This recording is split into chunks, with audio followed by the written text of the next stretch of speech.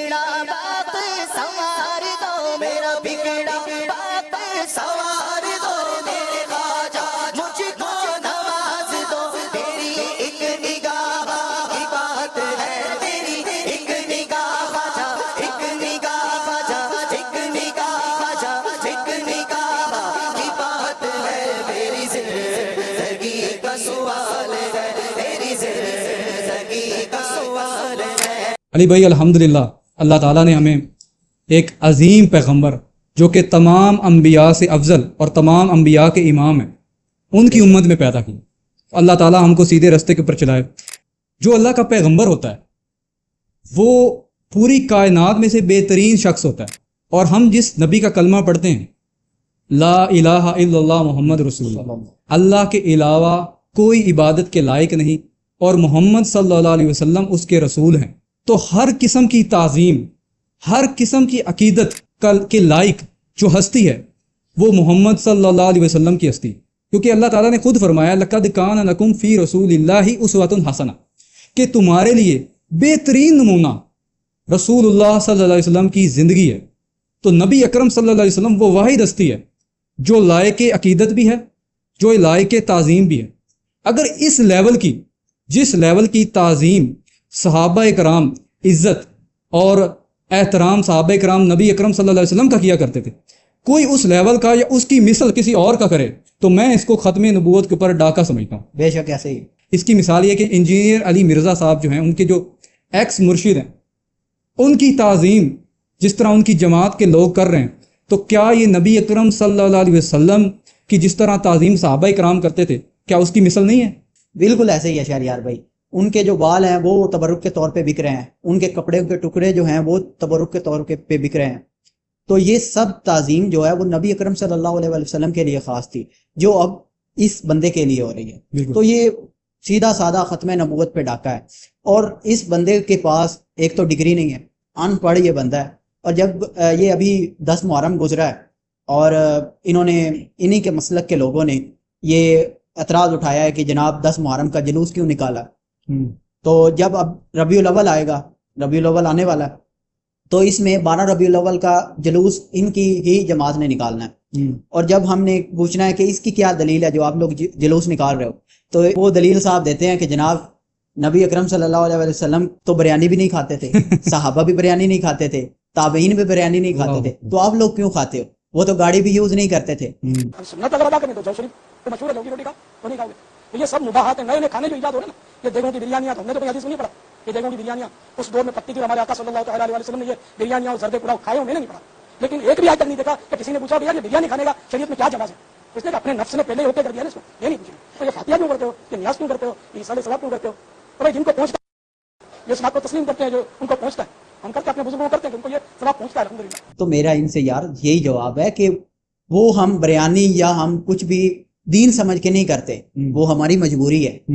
آپ بھی کہیں نا کہ یہ جو آپ جلوس نکال رہے ہیں یہ آپ کی بھی مجبوری ہے، جب آپ کی بھی مجبوری ہے، بالکل مجبوری ہے، میں نے وہ پیٹ پہ ہاتھ پہ رہا۔ یہ تعظیم جو یہ کر رہے ہیں نا، یہ سب ایک ڈرامے بازی ہے، امت کے اندر تفریق پیدا کر رہے ہیں، اور ایک عمل خود داخل کرتے ہیں اور پھر کہتے ہیں یار ہم تھوڑی یہ کہتے ہیں، اس کے بہانے ہیں۔ ایک تو وہ شعر بھی پڑھتے ہیں کہ نثار تیری چہل پہل پہ ہزاروں ربیع الاول، سوائے ابلیس کے سبھی تو خوشیاں منا رہے ہیں، بالکل یہ بھی پڑھتے ہیں، اور پھر جب کوئی سوال پوچھتا ہے تو پھر یہ کہتے ہیں یار ہم یہ تھوڑی کہہ رہے ہیں، ہم کہہ رہے ہیں جو کر لو تو بہتر ہے، تو کر لو تو بہتر ہے، تو جو نہیں کرتا اس کو آپ ابلیس بھی کہہ رہے ہیں۔ یہ آپ جو آپ نے شعر پڑھا ہے اس لحاظ سے دیکھا جائے تو صحابہ کرام کو بھی یہ اس لسٹ معاذ میں اللہ شامل کر رہے ہیں۔ وہ کسی صحابی نے نہیں جلوس نکالا۔ بالکل، میں اس پہ ایک سمپل بات کروں گا کہ جب قیامت کا دن ہوگا اللہ تعالیٰ نے ہم سب کا حساب لینا ہے، اور جب حساب کا وقت ہوگا تو اللہ تعالیٰ کہے گا کھڑے ہو جاؤ جنہوں نے ربیع الاول کے جلوس نکالے، تو نہ حضرت ابو بکر کھڑے ہوں گے، نہ حضرت عثمان کھڑے ہوں گے، نہ حضرت عمر کھڑے ہوں گے، نہ حضرت علی کھڑے ہوں گے۔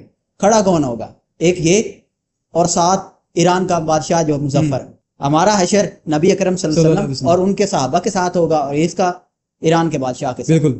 تو یہ علی بھائی آپ جب ان کے خلاف بولتے ہیں، انہوں نے اس قدر اس کو بڑا آدمی بنا دیا ہے کہ اس کے خلاف بولنے والے کو بھی یہ حرمت رسول کی طرف لے کے چلے جاتے ہیں۔ ان کو پتہ ہے کہ جناب نبی اکرم صلی اللہ علیہ وسلم کے حوالے سے امت کیا جذبات رکھتی ہے، یہی جماعت قانون ہاتھ میں لیتی ہے، اور سب سے زیادہ معصوم اور سب سے زیادہ جو ہے امن پسند جماعت بھی یہی بنی ہوئی، اور قانون ہاتھ میں لیتی بھی یہی جماعت ہے۔ ٹیکس چور ہیں، ہمارے وہ چھوڑ دیں آپ بات. دیکھیے ایک آدمی ہے, میں علم دین حاصل کرتا ہوں اور ان کی عمر تک پہنچ جاتا ہوں. میری حیثیت کیا ہے کہ میں لوگوں کو اپنے قدموں میں بٹھاؤں؟ میری حیثیت کیا ہے کہ میں اپنے بال بیچوں؟ میرا کرتا جو ہے وہ بطور تبرک کے طور پہ پیش کیا جائے؟ میں کیا ہوں؟ میں کیا چیز ہوں؟ یہ کیا درس دے رہے ہیں؟ یہ کیا سکھا رہے ہیں امت کو؟ اور ان کی کیا حیثیت ہے؟ کسی ایک صحابی نے مجھے بتا دیں, حضرت عمر, ابو بکر, عثمان, علی رضی اللہ عنہ نے اس قسم کے کام کروائے ہوں, جس قسم کی ڈرامے بازیاں یہ کر رہے ہیں, جس قسم کا یہ امت کے اندر, اور پھر یہ کہتے ہیں کہ جناب صرف اس مرزا قادیانی دجال نے جو دعویٰ نبوت کیا تھا صرف اس کا یہ قصور تھا. آپ جو مرضی کرو, کوئی پرواہ نہیں. وہ پھر وہی ایک شعر ہے, وہ جو شعر میں بیان تو نہیں کرتا کہ کرے غیر بت کی پوجا تو کافر, ٹھہرائے بیٹا خدا کا تو کافر. آپ کے لیے کشادہ راہیں ہیں, آپ جو مرضی کریں. آپ چھوٹے لوگوں کا طبقہ اولیاء سے اوپر, اور ان اولیاء کا طبقہ جو ہے وہ نبیوں سے اوپر, اور نبی اکرم صلی اللہ علیہ وسلم, اور سب سے پہلے اس جیسے یہ جاہل لوگوں کو یہ کہتے ہیں کہ جناب اس کے اوپر فنا ہو جاؤ, یہ تمہیں اللہ کے رسول کی طرف لے کے جائیں گے. اس طرح فنا ہونا. شہریار بھائی میں نے بھی ان کی ایک ویڈیو ابھی ریسنٹلی دیکھی ہے, وہ آپ سب ملاحظہ کریں پھر اس پہ بات کرتے ہیں. سوار دو میرے بگڑا وقت, سوار دو میرے خواجہ, مجھ کو نواز دو میرے خواجہ, مجھ کو نواز دو. تیری ایک نگاہ کی بات ہے, تیری ایک نگاہ کی بات ہے. یار حد ہے علی بھائی, اب عوام خود فیصلہ کرے کہ یہ کون سی علمی باتیں ہو رہی ہے, کون سی علمی چیز بیان کی جا رہی ہے. شہریار بھائی نوازنے والی ذات وہ صرف ایک واحد ذات ہے. وہ قرآن پاک میں ہر جگہ اپنی توحید بیان کرتی ہے. وہ قرآن پاک میں آیت ہے نا, ام یجیب المضطر اذا دعا ویکشف السوء ویجعلکم خلفاء الارض, بھلا بتاؤ مصیبت میں گھرے ہوئوں کی فریاد کو کون سنتا ہے؟ ویکشف السوء, اس کو دور کون کرتا ہے؟ ویجعلکم خلفاء الارض, تم میں سے اگلوں کو خلیفہ کون بناتا ہے؟ الہ مع اللہ, کیا اللہ کے سوا کوئی ہے؟ قلیل ما تذکرون, بہت ہی کم لوگ ہیں جو نصیحت حاصل کرتے ہیں. تو اللہ تعالیٰ قرآن پاک میں کہہ رہا ہے کہ نوازنے والی, ہر چیز کو, دعا کو قبول کرنے والی, غیب میں کسی کو سننے والا, وہ صرف میری ذات ہے. اللہ کہتا ہے کہ تم سب فقیر ہو, بالکل فقراء ہو, اور یہ فقراء ہو اللہ, تم فقراء ہو اللہ کے, غنی اللہ کی ذات. بالکل. اور یہ نواز کون ہوتا ہے؟ آپ کو بخشنے والا, آپ کو پار لگانے والا. ایک آپ اور شہریار بھائی ویڈیو ملاحظہ کریں. لے جوتے یہ فرحت اور خوشی پیدا کرتے ہیں, غم دور کرتے ہیں, خوشی دیتے ہیں, جبکہ کالے جوتے جو ہے نا یہ اس سے غم پیدا ہوتا ہے. شہریار بھائی اس لحاظ سے دیکھا جائے تو کوا بیچارہ تو اوپر سے نیچے تک کالا ہوتا ہے, وہ تو تنگ دستی میں گرا ہوا بیچارہ. اس کے علاوہ اگر ہم کہتے ہیں کہ ان صاحب کی بات مان لی جائے کہ پیلی چپل پہننے سے تنگ دستی دور ہوگی, تو میری مانے ایک بڑی سی پیلی چپل بنوائیں, بڑی, وہ جو پولیس کے پاس ہوتی ہے, وہ ڈال لیں, آپ کی تنگ دستیاں دور ہیں. اور پکڑ کے اس کے اوپر بیچارے کے اوپر پھر کلر کر دینا پیلا. دوسری ایک بات آپ نوٹ کریں کہ اسکول میں, کالجز میں, یونیورسٹیز میں یونیفارم کے نیچے بلیک شوز پہنے جاتے ہیں. اب آپ مین چیز تو اب ہم یونیورسٹیز سے جب نکل چکے ہیں, ہمیں اب پتہ چلی ہے کہ وہ جو ہمیں پریشانی ہوتی تھی, وہ جو ہمیں ٹینشنز تھی, وہ ایگزام, اسائنمنٹ اور یہ کوئزز کی نہیں تھی, وہ بلیک شوز کی وجہ سے. اگر ہم اس کی جگہ, صحیح کہہ رہے ہیں, اس کی جگہ اگر ہم بڑے بڑے پیلے جوتے پہنے ہوتے تو آج ہماری تنگ دستی دور ہوتی. اگر کسی کو زیادہ تنگ دستی ہے تو وہ میرے بھائی یہ کرے کہ وہ نا اپنا پورا جو گھر ہے نا اس کو یلو پینٹ کروا دیں. اگر پھر بھی تنگ دستی دور نہیں ہو رہی تو جناب آپ اپنا واش روم بھی پیلا کروا لیں.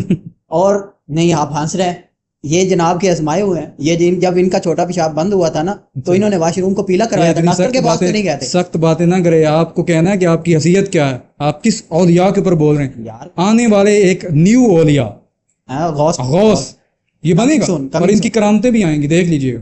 ابھی بھی میں نے ان کا ایک رسالہ پڑھا تھا کہ مدنی منا جو ہے وہ مردے زندہ کر رہا ہے. ہاں بالکل. مارکیٹ میں ایک اور چیز بھی آئی ہے, مدنی سٹنر, تو پتہ ہے؟ نہیں میں نے نہیں دیکھا. آپ ویڈیو ملاحظہ کریں. دیکھتے رہیے مدنی چینل, دیکھتے رہیے مدنی چینل, دیکھتے رہیے مدنی چینل کا سب سے پیارا پروگرام, سب سے پیارا سلسلہ. ہر ہفتے کی رات کو میرے پیارے مرشد کی زیارت ہوتی ہے اور مدنی مذاکرہ ہوتا ہے. دیکھتے رہیے مدنی چینل, دیکھتے رہیے مدنی چینل, دیکھتے رہیے مدنی چینل, دیکھتے رہیے مدنی چینل, دیکھتے رہیے مدنی چینل. مدنی چینل دیکھنے والوں کے تو مزے ہو گئے. اس پہ کیا میں کیا بولوں. مارکیٹ میں پہلے ینگ سٹنر تھے، اب مدنی سٹنر آ گئے. ہر چیز کی ورائٹی دستیاب ہے یہاں پہ. یہاں پہ آپ کو یہ بھی بتایا جائے گا اس چینل پہ کہ کیلا کس رخ پہ رکھنا ہے، کیسے رکھنا ہے، کہاں لٹکانا ہے، اور اس سے کھیرا کیسے آپ نے کاٹنا ہے. ہر چیز آپ کو بتائی جائے گی. علی بھائی ان کی دلیل کے مطابق جیسے کہ اللہ تعالیٰ نے فرمایا ہے کہ کعبہ امن کی جگہ ہے، بیت اللہ امن کی جگہ ہے، تو کعبہ اوپر سے لے کے نیچے تک کالا ہے، تو یہ فتویٰ تو کعبے کے اوپر بھی جائے گا. اللہ معاف کرے، اللہ تعالیٰ ان جیسے جو جاہل علماء سو ہیں، میں تو یہ کہوں گا، کھل کے کہوں گا، مجھے اللہ کا ڈر ہے، مجھے ان کا ڈر نہیں ہے، میں کسی سے نہیں ڈرتا. ان سے اللہ تعالیٰ ہمیں بچائے اور ہم سب جو ہیں فرقہ واریت سے نکلیں اور قرآن اور سنت کے اوپر آ جائیں، اور جو قرآن سنت کی بات کر رہا ہے اس کی بات کو پکڑیں، اس کی بات کی قدر کریں، اس شخص کی قدر کریں، اور تعظیم اور عقیدت صرف محمد رسول اللہ صلی اللہ علیہ وسلم. وما علینا الا البلاغ المبین.